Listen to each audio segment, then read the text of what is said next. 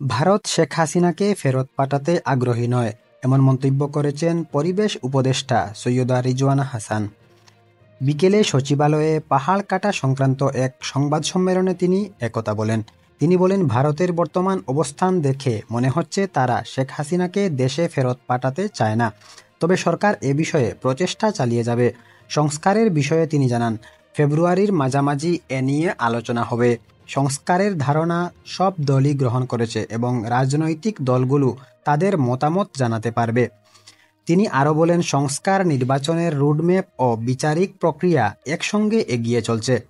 জুলাই আগস্টের মধ্যে নির্বাচন সম্ভব কিনা এমন প্রশ্নে রিজওয়ানা হাসান বলেন, রাজনৈতিক দলগুলোর ঐক্যমত্য ছাড়া এটি সম্ভব নয়। তিনি জোর দিয়ে বলেন, সব কিছুই ঐক্যমত্যের ভিত্তিতে নির্ধারিত হবে। পানি বন্টন চুক্তি প্রসঙ্গে তিনি বলেন, সমস্ত অভিন্ন নদীর পানির স্বার্থ রক্ষা করা জরুরি। গঙ্গা চুক্তি ইতোমধ্যে রিনিউ করা হয়েছে এবং আশা করছি তা আবারও রিনিউ হবে।